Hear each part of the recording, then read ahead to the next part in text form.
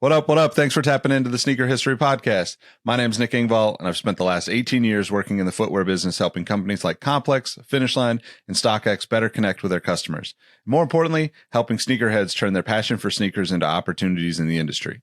I started Sneaker History nearly 13 years ago as a way for me and my friends in the sneaker world to have a place to talk about the business without the influence of corporate footwear giants telling us what to say or telling us what sneakerheads, I'm using air quotes there, should be featured in our content or invited to be on the show. It's with that spirit we're charging forward thanks to all of you who have recently donated to help cover the costs of keeping the podcast going. If you feel like chipping in, you can find all the info you need in the description or by joining our Discord community, which is linked below. I'm looking forward to taking the show to new levels in the coming months, with more guests from the community, talks with industry professionals, and deeper dives into the sneaker stories that shape this obsession we are all so passionate about. One last thing before we get into the episode. Do the right thing and tell someone you like their kicks today. You never know how far a compliment will take you, and we all know how good it feels to be on the receiving end of some appreciation.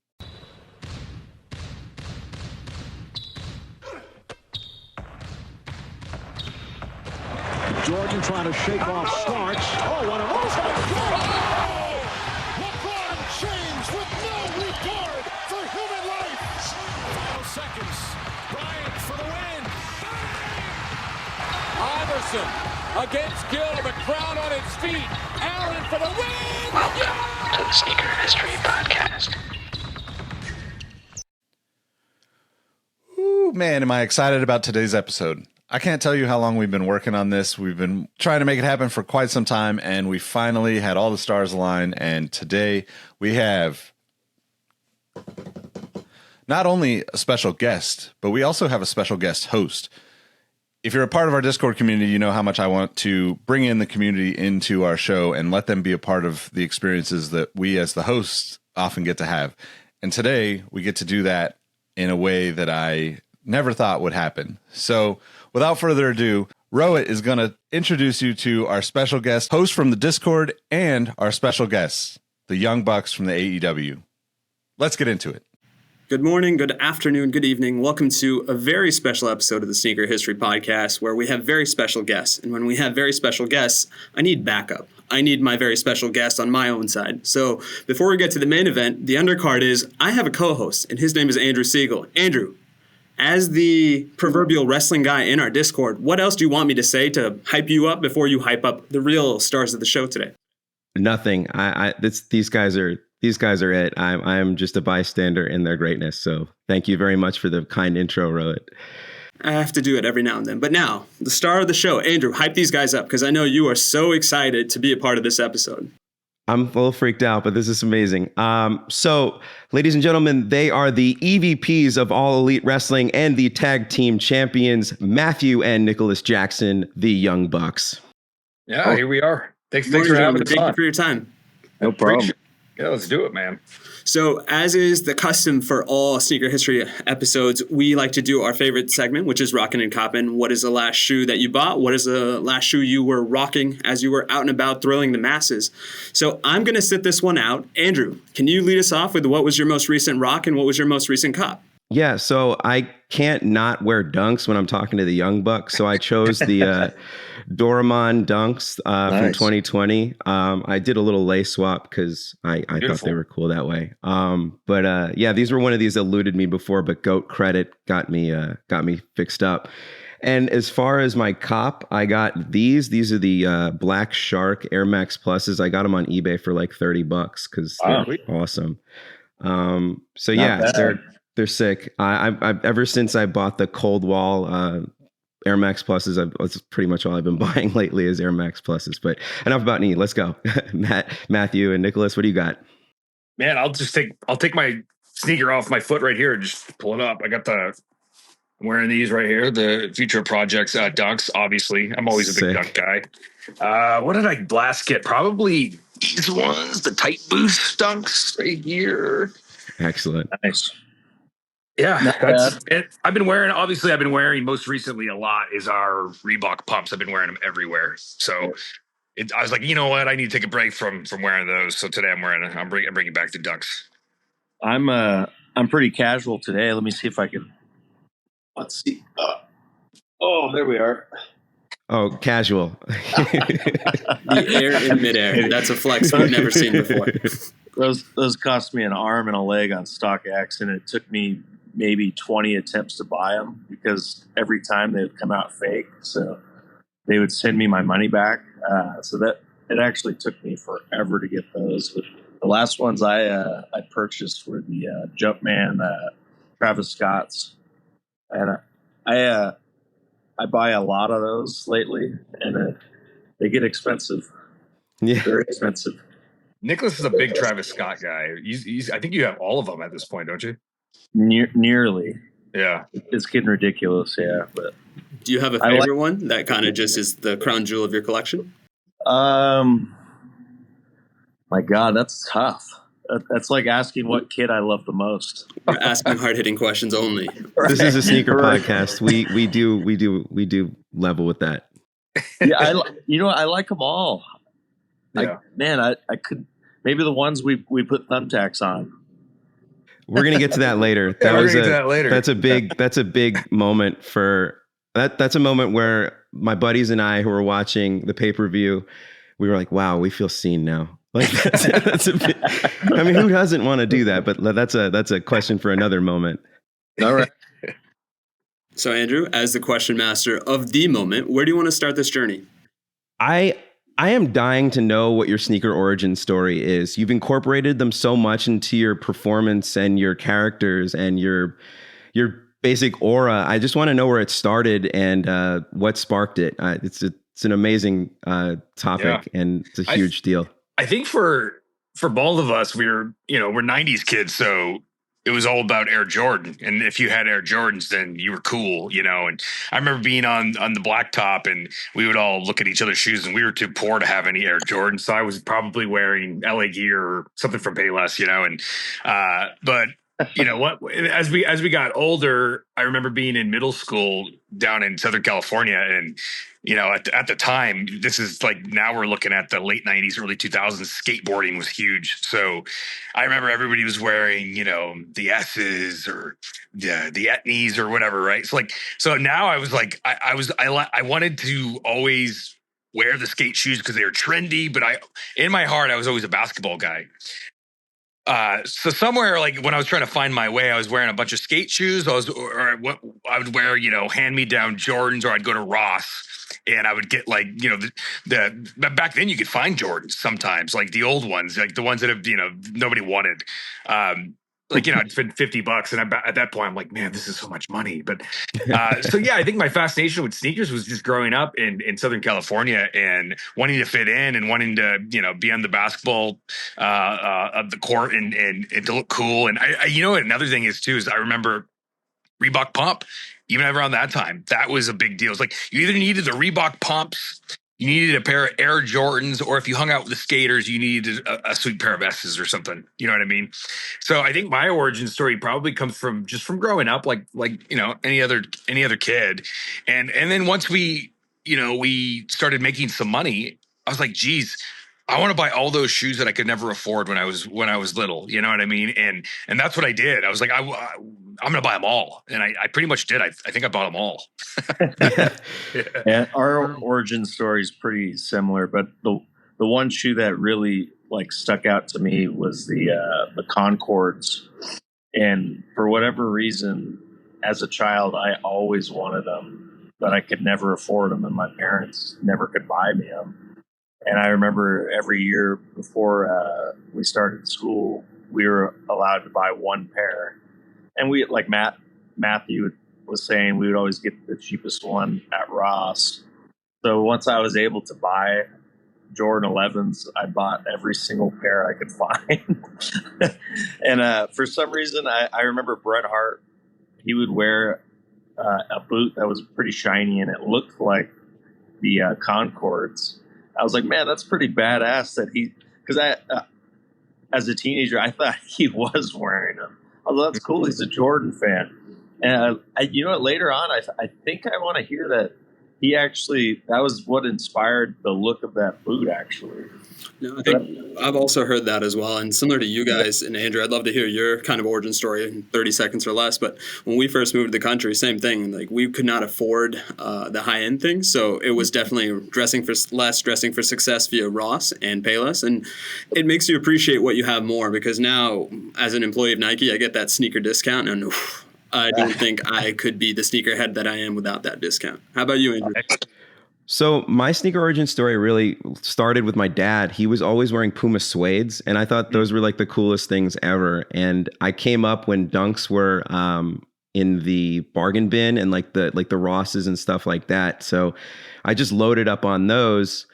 And then Vans were really big when I was in high school, but it was always Dunks for me. And then when I just discovered I could, make money and buy stuff, it became Jordan. So, but like, that's it. I want to keep talking to you guys.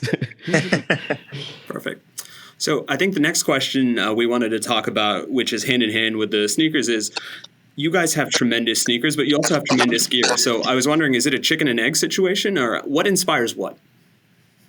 Yeah, I feel like most recently in the last probably 4 or 5 years, we have now kind of chosen which sneaker we want to wear first, and then we have our gear built around that sneaker.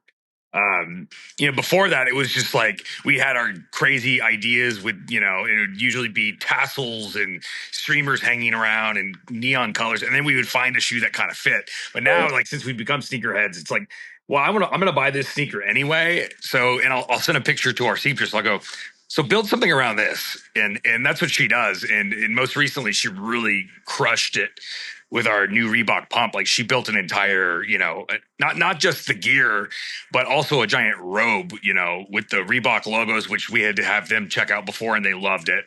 But yeah, I think now it's just, the sneaker is like kind of like, that's the center of the entire thing for us. Like, we build everything around the sneaker. It's our most important part of our gear now, I would say. I remember buying a pair of Jordans for a TNA set of gear we had back in, I want to say 2009.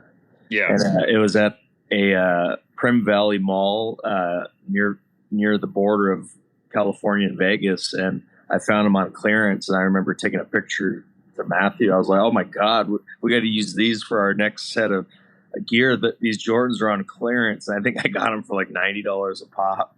I remember those. Yeah. Remember that. That's actually kind of like, that might be the origin story to when we started wearing sneakers in wrestling, was in TNA, because they really wanted us to wear, stuff that didn't look like wrestling gear. They're like, we really want you guys to look like you're straight from the street. So we want you to wear high tops. And we were like, at the time, we were like, nobody really did that. We were like, that's weird. Like, that's going to be uncomfortable. We have to wear our boots. What do you mean? And I remember wearing the sneakers, and everybody, even the veterans back then, they would look at us and kind of like, be like, is that what you're wearing in your match? I'm like, yeah. And nobody really thought it was cool. Everybody thought it was weird. I mean, you guys really started that whole deal with the wrestlers wearing sneakers in the ring, and it's become a big thing. I know that there's Instagrams dedicated just for what people are wearing in the ring. And not to toot your own horns, but you don't need it. But you guys always have the best heat, because everybody seems to be like, oh, I have sneakers on, but you guys are definitely more curated when it comes to that. I think my favorite moment with you guys was when you both wore when you wore black and red gear, and then you both wore the cap and gown and the Winlike 96 11s. It was like very striking, and seeing you guys kick someone's head in with a pair of Jordan 11s kind of hits different. Yep, for sure. Yeah, it's like we just felt like, man, we wear these shoes every day in real life. We might as well wear our best ones in the ring too. Like, we should show off what we have. I don't know what finally hit. I think it was our first run as bad guys at AEW. When we brought out we did the Air Jordan 1 Dior's, and I remember when we did that, it was like, whoa, like that was really, a huge deal. It captured people's imaginations. Yeah. People, sneakerheads were just like, you guys are wearing those and you're gonna ruin them in your wrestling match? Are you crazy? Do you remember the ones we did where they light up? Well, they were 11s. I forgot the name of them. Oh, right. a funny story about them. You know how you have to charge those ones? The adapts. Yeah, that's what they are called. Yes. We still got. I have a couple pairs of them, but anyway, I remember Matthew's shoes were like running low. They were like 10%, and we were backstage going, "Oh my God, these aren't going to work before the match." So Matt had to put them on the charger right before our music was hitting. We're like, try to get a little bit more juice in them. And because what happens is they would unlace when the battery. Yeah, oh my God, that's I was gonna say you guys are braver than I am because I already struggle with low percentages with regards to all my electronics. So now when you add the wrinkle of the shoe as well, like you truly, that might be the most courageous thing I've seen you gentlemen do in the ring. That was scary.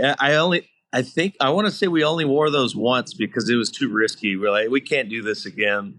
Not on live television. We're like, this could go really wrong. So let's never do that. I mean, that's incredible. Actually, here's a question.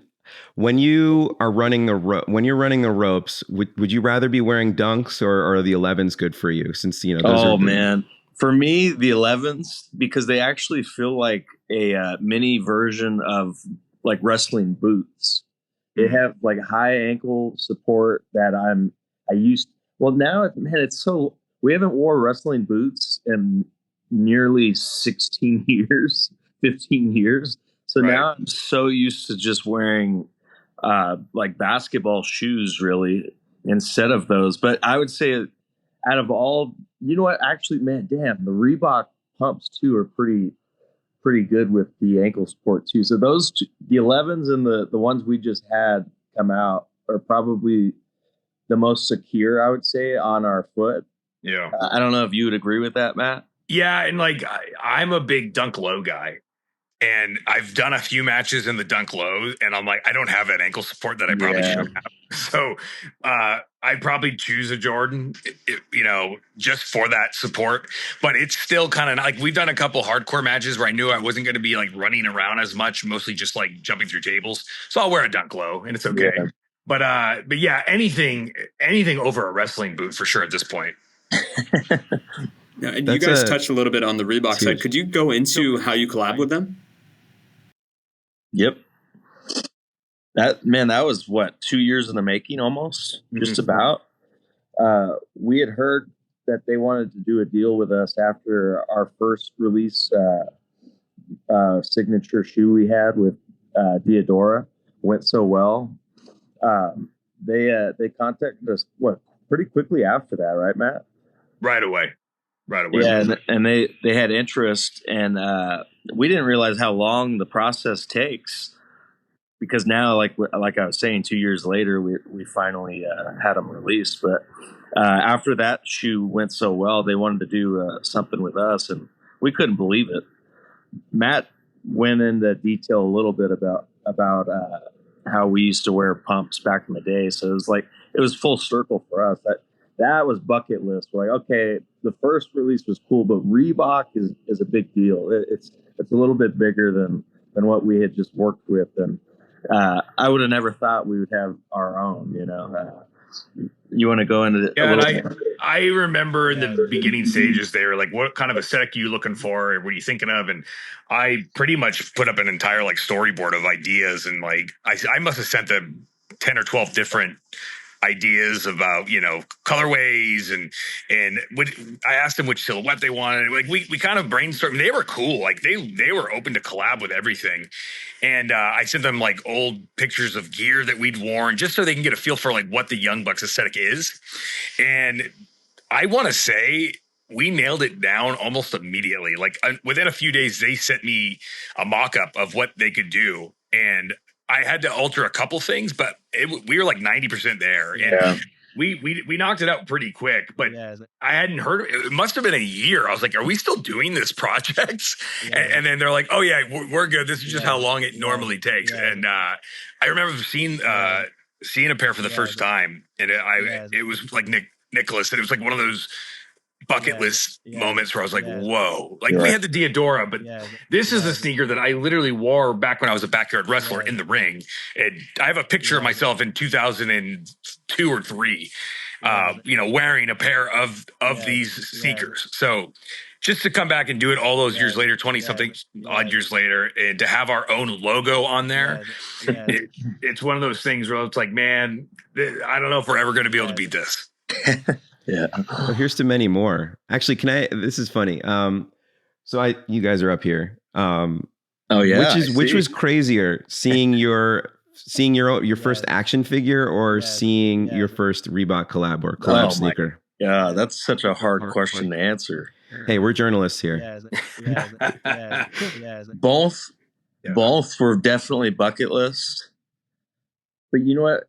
The shoe might be higher just because almost everyone gets an action figure. Well, not almost everyone, but most wrestlers that are on television get an action figure, but they don't get their own signature shoe. So I would probably put the shoe up there as number one. Yeah. I was going to say the exact same thing. Like, I don't know if really anybody has had their own sneaker, if they have, like, we're in a small elite group of wrestlers that have, and it's a big accomplishment for us. And I know that now it's starting to open up the door for more opportunities, which is something that we've been striving to do our entire careers, to open up doors for the boys and for the girls. And it feels like this might be another thing. Like, maybe there'll be, actually, I know for a fact there's some coming. I don't want to spoil, but so it's cool that we were like we were definitely the first in AEW to do it, and I hope that there's more opportunity in the future for other people. Yeah, there are definitely some people on that roster who are definitely within the sneaker realm.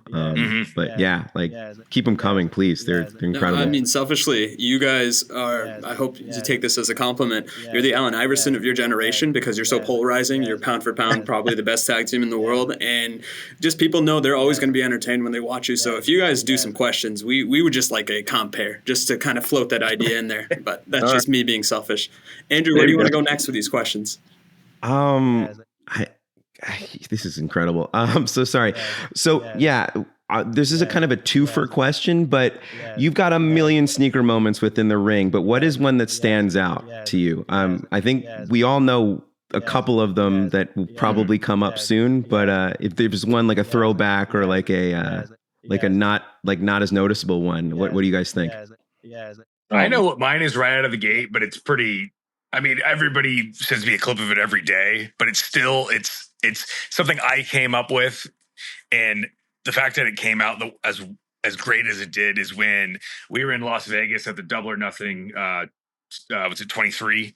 And I had the Across the Spider-Verse Jordan 1 sneakers, and I blew them up essentially in someone's face. I super kicked John Moxley, and I had a pyrotechnic attached to the sneaker, and it just created this giant fireball in his face, and it was so shocking. Nobody saw it coming, and it was almost like this 2 or 3 second delay of like, wait, what? Like nobody understood what they had just seen, and it was really cool because it took a lot of work. Like I had to get my Nevada state license as a fire worker, I think they call it.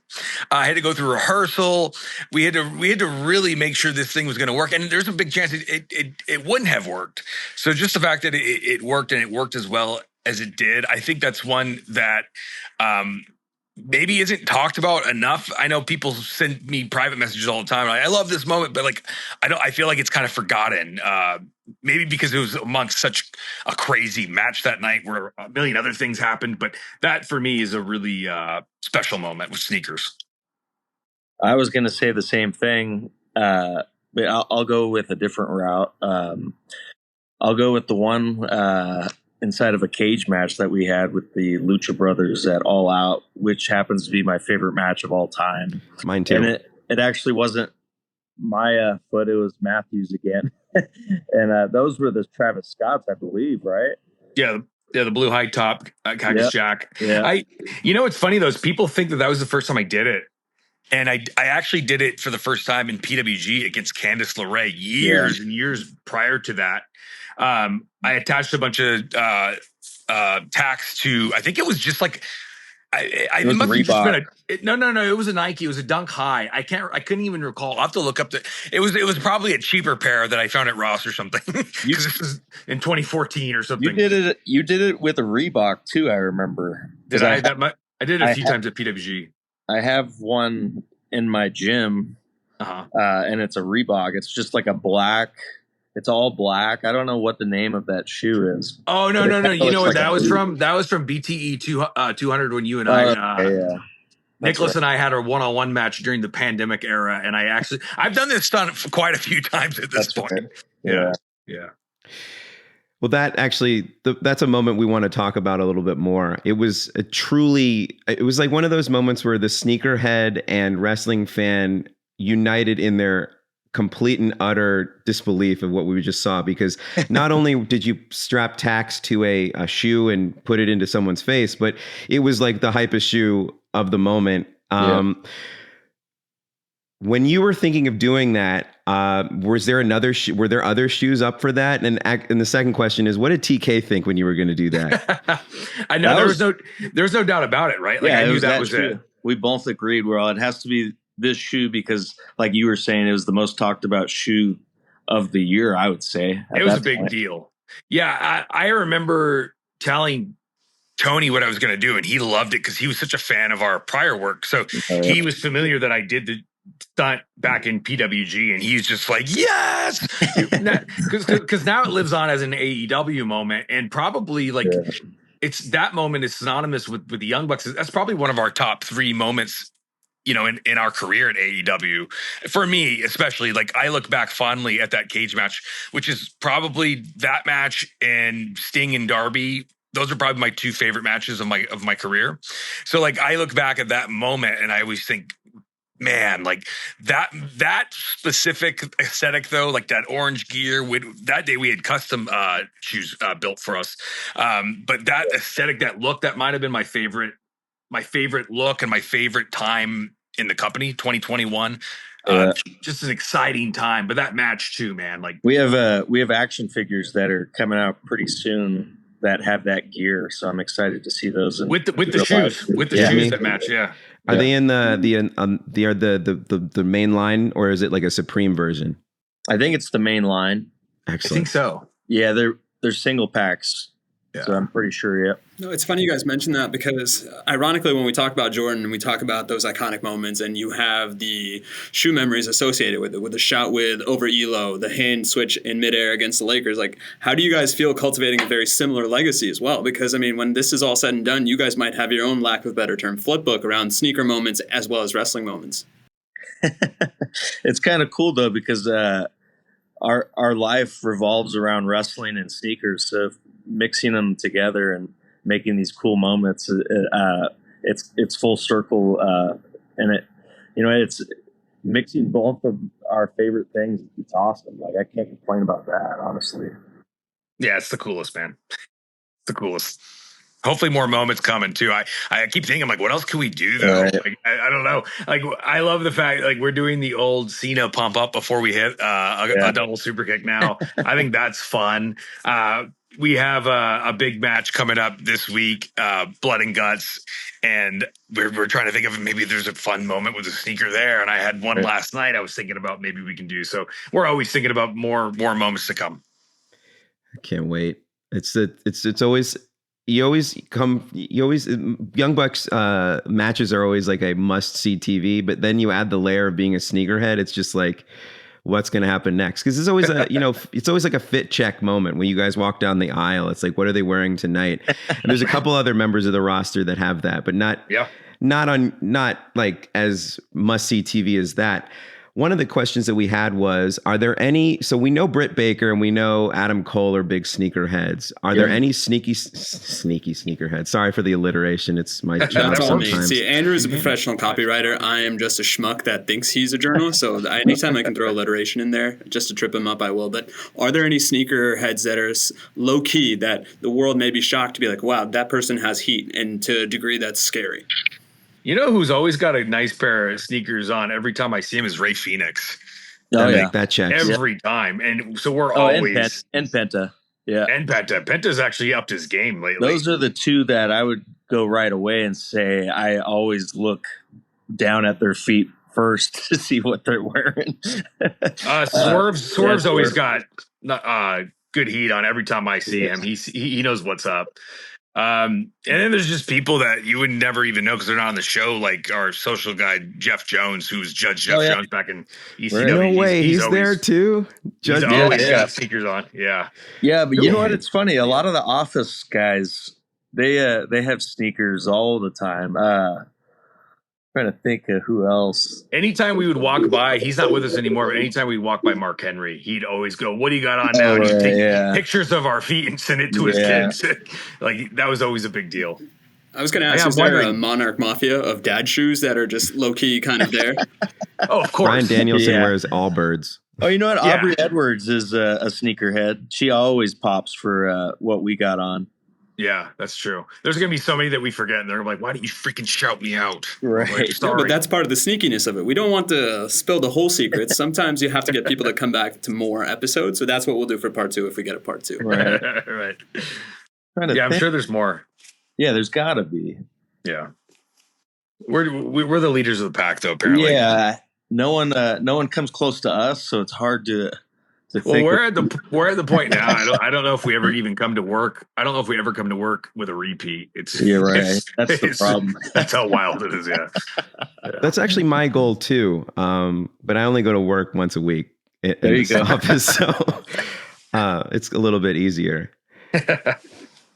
It's incredible. All right, Rohit, what do you got here? I think for keep me, going. This may be a bit personal, so you don't have to answer this, but you guys are very proud papas as well, much like your dad. Are your kids more likely to be bit by the wrestling bug or the sneaker bug at this moment in time? Oh, man. Yeah, that's a great question. I know mine. Go ahead. You answer first, then. Let me think about it. So it's funny. My wife, who I've actually kind of converted into a sneakerhead as well. That's a win. I was at work on Wednesdays. She sends me screenshots because we're doing back to school shopping, and she's getting the kids a ton of heat already. Like, I'm like, I don't know if little 9-year-old Zachary really needs a pair of Air Jordan 1s, but we don't. I think my boy, he's probably gonna fall into both. I think he's gonna probably be into sneakers, and I know for a fact he's also gonna be a wrestler because that's all he talks about. We actually were driving through LA the other day, and we passed one of the universities, and my daughter's like, she's more of like the bookworm nerd, and she's like, oh my God, I can't wait to go here and blah, blah, blah. And my son's like, I'm not going to go to freaking college. I'm going to be a pro wrestler like dad. I'm like, dude, like, come on. So like, I don't know how I feel about it yet. He's still little, and maybe this is just a phase, but he's pretty obsessed with pro wrestling, and he talks to Nick's son. Nick's got 2, but Gregory, his eldest son, and they talk about how they're going to be the younger Bucks and they're going to do all this and that, and so we'll see. They're still young, but I don't know. So my youngest, who is only 4 years old, he loves wrestling. So I would go with maybe he's the one that does it. Like Matt was saying, my other son, he's 8.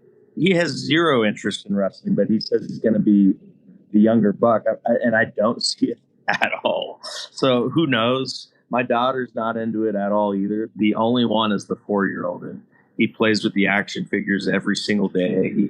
He makes me put on wrestling on YouTube every single day. They all have decent heat, though. Probably because I forced it on them. But man, they do not know how to keep those shoes clean at this age. No way. It's so brutal. It gets me right here when Nathan comes home. My son, I buy him some heat sometimes, and he came home just absolutely destroyed a pair of Dunks when they were still. Oh God! I was just like, oh, this is what they're there for. Here's a quick funny story. I was just looking through my StockX history, and the last purchase I had made, I thought were going to be for me. I don't know if you guys could see this. You see what? So I bought those. Are those the Cactus Plant Flea Market Vapor Maxes? No, Air Rubber Dunk Off White Green. Oh yeah, those are sick. So, right, I want those. I purchased them, and they came in the smallest box I've ever seen. And I go, oh no, these aren't size 11, are they? It turns out, I don't know if you could see, they're size 11, but yep. And I open it, and they're this small, and I go, those were $1,100. You didn't even tell me that. What in the hell am I gonna do with them?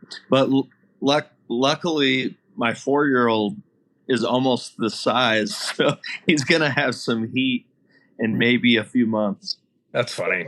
Oh, I was thinking about you. We talked about our last purchase.